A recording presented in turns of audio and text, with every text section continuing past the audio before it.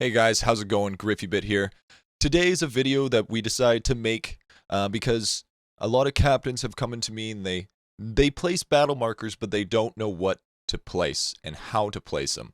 So we're gonna go on a basic video of how to teach people how to make battle markers and placements and battle plans correctly, and then I'll also give you a couple of tips of how to early start so you can get along your way if you want to try a little bit harder and a little bit better in Stream Raiders.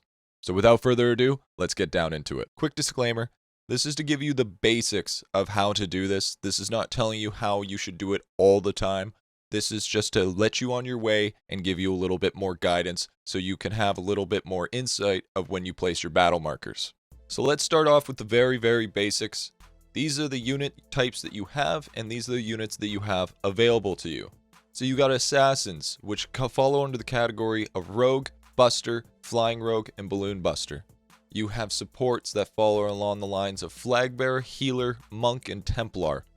You have archer units that follow along the lines of archer, bomber, musketeer, mage, and artillery. You have melee units that are following around the lines of warrior, barbarian, berserker, warbeast. And you also have armored units that follow along the lines of tank, paladin, centurion, and orc slayer. These battle markers are going to be placed depending on what units that you want. And there's specified unit placement markers to find out exactly what you want. For instance, if you want a flying rogue, there's a marker for flying rogue. If you want a buster, there's a marker for buster. If you want balloon buster, there's a marker for balloon buster.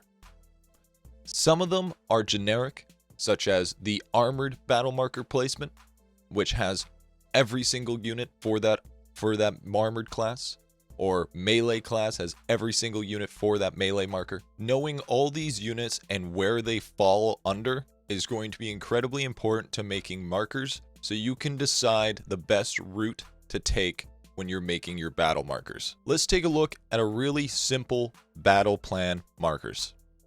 These are your small captain generic markers. These will help you in every single situation.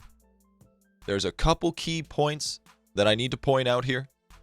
It doesn't look like much, but I noticed that battle markers matter the most when you are a smaller captain. When you start getting huge and start getting 200 to 300 plus, they will never look like this. They will never be like this.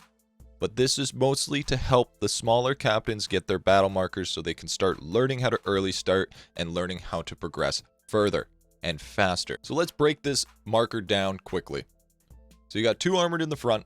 That's going to protect your range and your supports. You got your 4 warriors or your 4 melee units to protect the flank so they don't come in and kill your range. And then you have your healer in the middle to keep everyone topped up. Now, the reason why you use these battle markers as a small captain is because of a key feature known as concentration.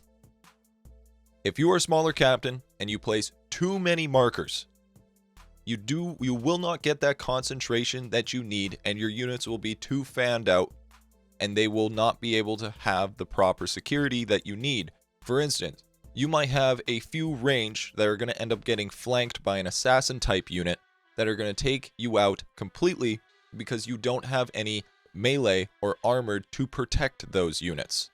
So with this smaller marker here, you completely avoid that from being able to get to flank in order to kill your units, so you'll end up saving more units in the long run. This marker is basically the same deal as the first one that I showed, but this is just a little bit more upscaled. But you can notice that there's similarities. There's similarities that you still have your melee on the sides, you have your tanks in the front, your healers and your range in the middle.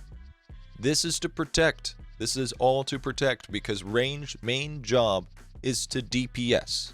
That is your carry. For most events, and most events I've been in, except for Retrolandia where it was incredibly melee heavy, you are going to be using your range to win games. So you want to make sure at any point in time or any cost that you are protecting your range, because your range is what's going to make you win these games. Also, another thing big to point out on this is when you look at the markers and you see that there's gaps. Now, the reason that there's gaps is because these markers implement for epic placements. Basing your battle markers for epic placements are going to be incredibly important, so you can still get your epics in there and get the extra DPS and damage without worrying about the epics taking up the other markers. You don't want this. You want to make sure you have everything decently spread out, but concentrated to a point where you can go in as a unit and go in as an army and be able to take it out without worrying about you losing too many units. Now let's go back a little bit to an older event here that I have a picture by shoutouts to Insatiable D for helping me out when I first started as a captain. This is what helped me learn. So when you see a map like this and all the white area that you see is places where you can place your characters. And then you can see how in the red line there's a square that you should be placing. This is what I was talking about when it comes to concentration of the units. You need to have that tight group where they can be nice and concentrated and they have the ability to move out efficiently and evenly. Pathing is very important in this game. Pathing is probably the #1 thing that will make you win a game or lose a game when it comes to early starting. So concentration in your unit placements is incredibly important. Let's say that you've grown a little bit bigger now, and now you have too many units for those battle markers that you used originally in those other pictures. Imagine we were in that battlefield that I showed last picture here. This is what you would want to make in order to win this fight.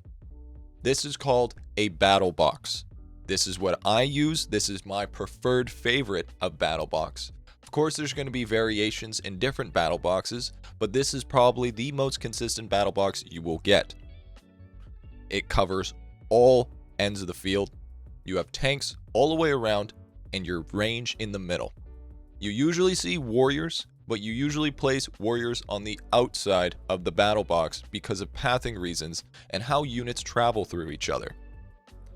So, in this case, the tanks are going to be acting as the warrior spots to protect your range from getting nuked. These, in that area, will spread out evenly in a 4 grid. So they'll all go by quarters and they'll go diagonally, usually because of enemy placements and how pathing works. But the key thing is that you're having even placements coming out each side.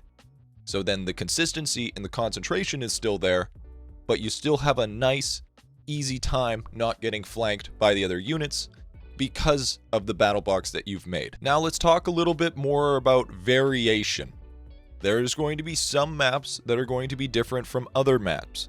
For example, Retrolandia, you would place only 4 range in the middle of a giant pack of melee because of the units would prioritize range and support before they even touched melee. So if you want to learn how to properly make battle markers as a captain, you yourself need to read up on the enemy units for that event. You have to look them up, see what they prioritize, talk to chat about it, see the best way you have to do it. That is how you learn how to make battle markers throughout formations. For instance, this is specifically meant for a sinkhole.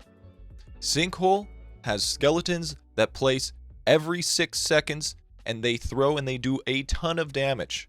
The sunken ships spawn them every 6 seconds. Personally, I think it's faster than 6 seconds, but I could be wrong.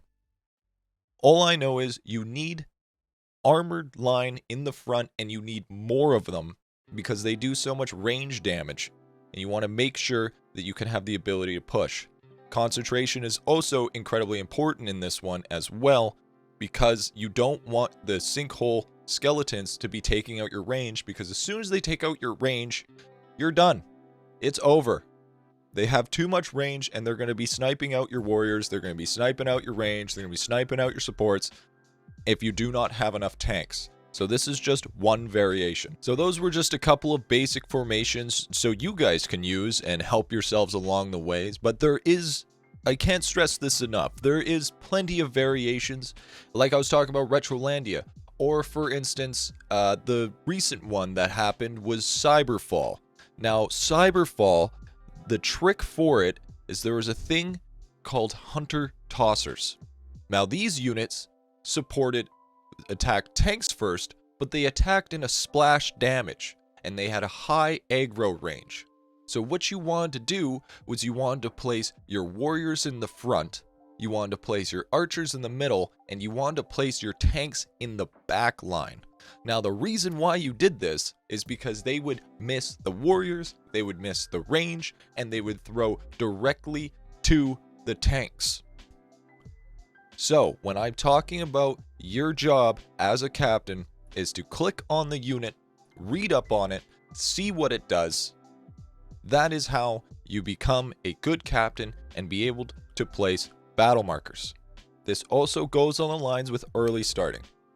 You need to learn how to make formations based on the event. Let's call it the flavor of the event. So for Cyberfall, it was range heavy. For Retrolandia, it was melee and rogue heavy.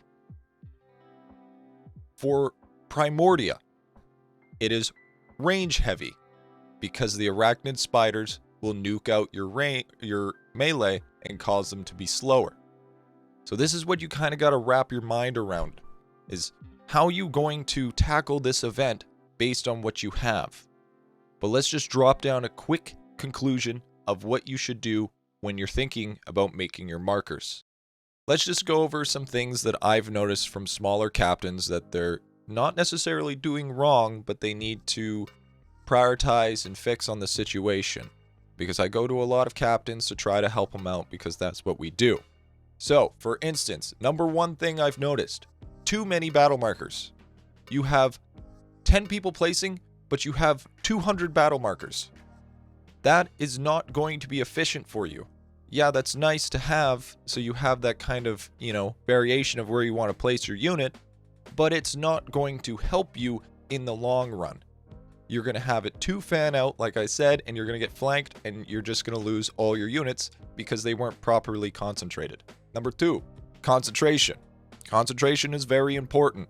You need concentration in order to make early starting possible. If you have people just spread out randomly, they're going to get countered left, right, and center. For instance, if you place 3 range in front of an armored unit, that armored unit's going to nuke your range. Your range is going to be dead. Finito. Unit priority. I have a video about this. If you want to go check out that other video, feel free to do so. Unit priority is very important. It's rock, paper, scissors.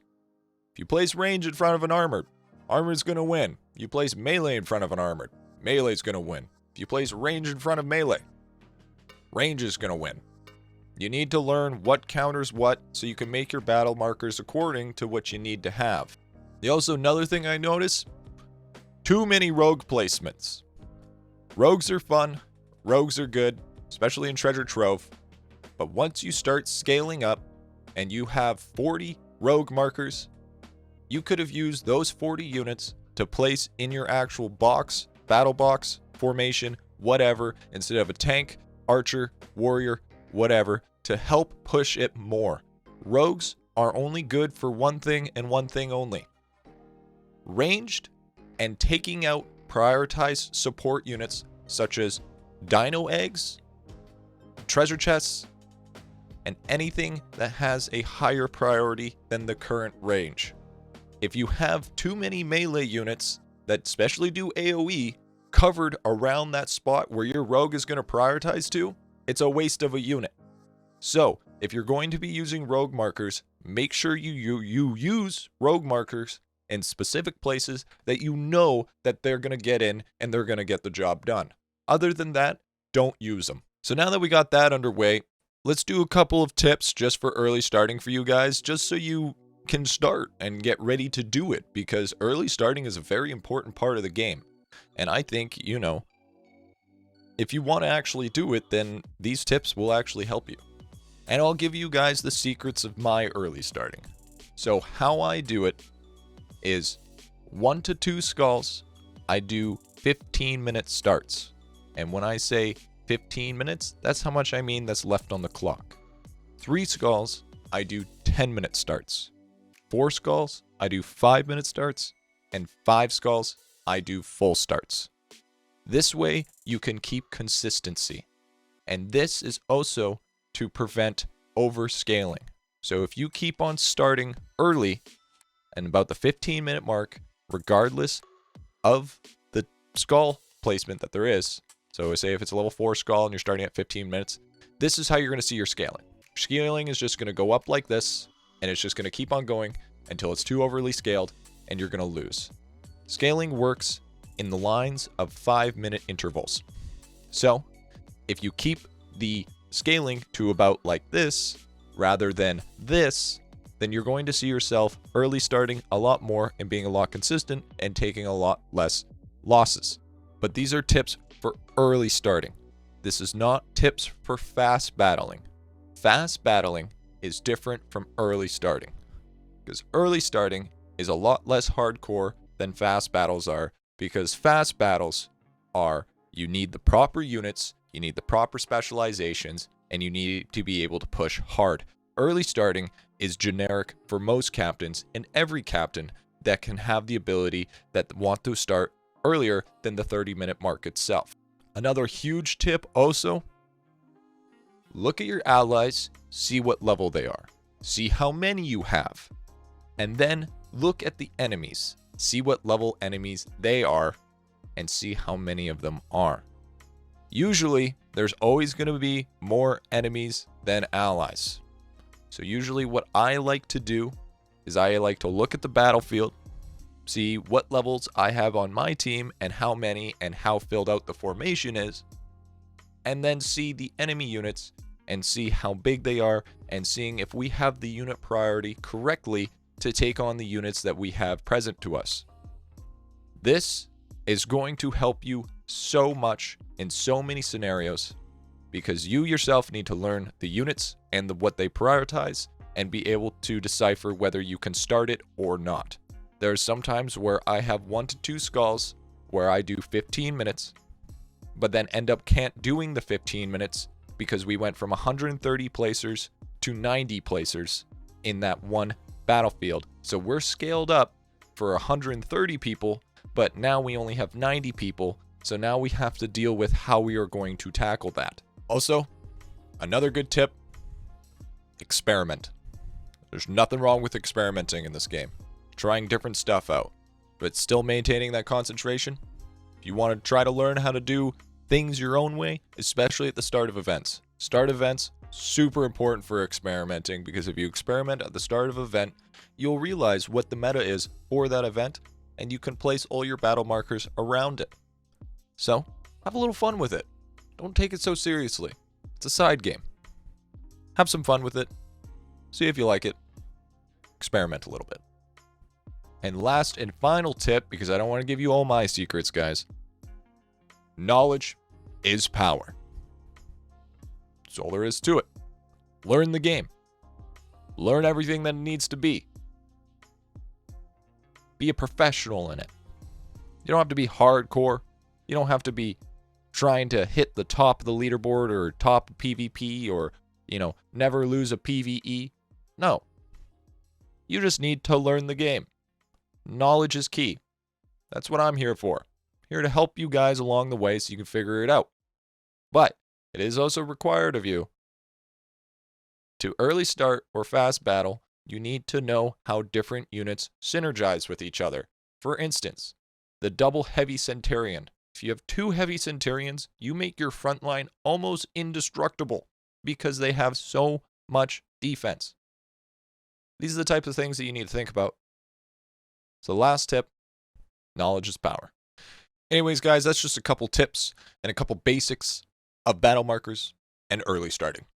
If you liked the video, make sure to like it and, subscribe and hit that little bell because, that all helps so you wouldn't know when my new videos are available. I'm going to start doing more a little bit of for the viewer account side, so the viewers get a little bit more of a head of the game instead of just only the captains. But thank you all so much for watching. I stream on Twitch, so if you want to make sure to come check me out, the link is down in the description below. And if you want to check out my other videos to give yourself a little bit more knowledge, because knowledge is power, make sure you do that. Anyway, I've been your stream captain for today. My name is GriffyBit. proud owner of the Itty Bitty Army, and I'll see you guys in the next video. Peace out.